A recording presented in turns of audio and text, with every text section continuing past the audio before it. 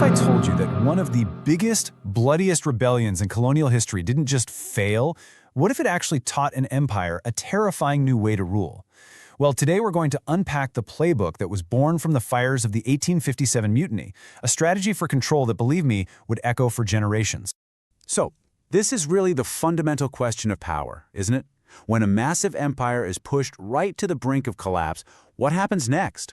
Does it just crumble? Does it try to reform itself? Or does it learn?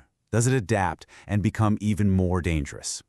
For the British Empire, the answer came loud and clear in 1857, the Great Mutiny.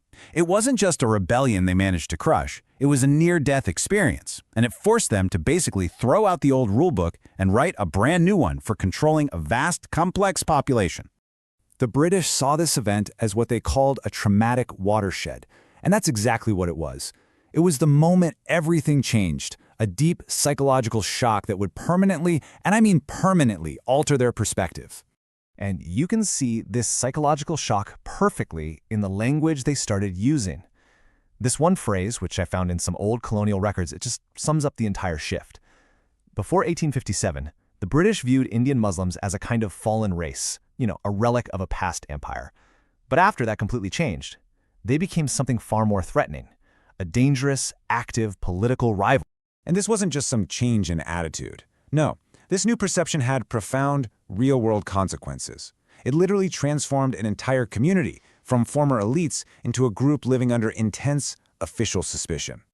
So, the British narrative? It snapped into place really quickly. They decided that Muslims were the primary architects of the whole revolt. They convinced themselves that what started as a simple soldiers' mutiny was deliberately escalated into this grand political conspiracy to restore the old Mughal Empire. And the conclusion they drew from all this, the entire community was, in their own words, innately hostile and basically made up of born rebels. This slide just illustrates the change so perfectly. It's a move from a kind of passive, almost dismissive contempt of fallen race to active, fearful hostility. And this wasn't just a change in mood. This was a change that would drive official policy for decades. And trust me, this wasn't just talk.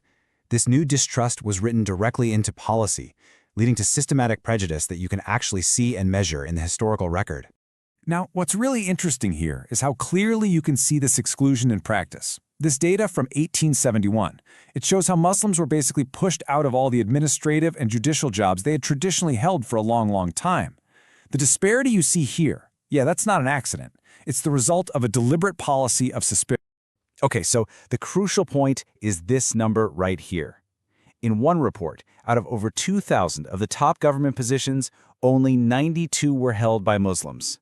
I mean, just let that sink in. It is a stark, quantifiable measure of just how total their exclusion from the halls of power had become. And the prejudice, it extended to punishment as well. After the fall of Delhi, when residents were finally allowed back into the city, they had to pay a fine to get their property back. But just look at the difference.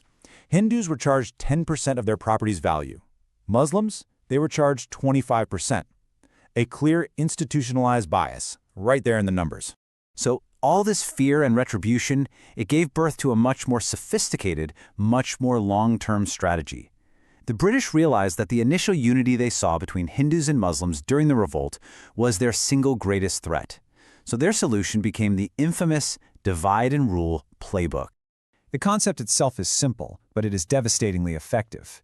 If you can't defeat a unified population, well then you make sure they are never unified in the first place. You find the existing fault lines, in this case religion, and you drive a wedge right into them. You make people see each other as rivals, not as allies against you. So how did they actually pull this off? Well, it was a pretty clever two-step process. First step, categorize. You take the messy, fluid reality of people's identities and you use official tools like the census to force everyone into these rigid, religious boxes. You are now officially defined first and foremost by your community. Then, step 2, separate.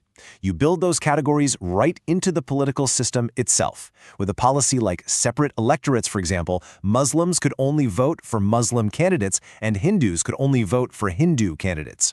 This guaranteed that politics would always be about religious identity, never about national unity. You see, that old view of a fallen race was completely gone. The new approach was almost scientific in its coldness.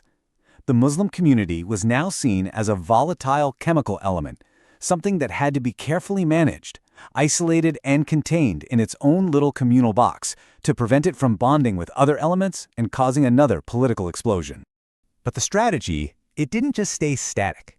Over time, the British realized that pure repression and isolation, well, that might actually backfire. And this led to a really calculated shift, from simple punishment to a much more strategic form of patronage.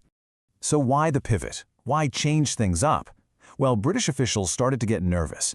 They realized that by constantly antagonizing the entire Muslim community, they risked creating an enemy they could never, ever win over. They were basically pushing them towards permanent radicalism. They needed a smarter approach. And this led to what became known as the Mayo policy. The whole idea was to selectively, conciliate. They would encourage Western-style education to bring Muslims back into the fold of government jobs, offer generous grants for their schools, and, most importantly, focus on winning over the loyalty of the community's elite. But let's be absolutely clear about something. This wasn't about correcting a past wrong. Not at all.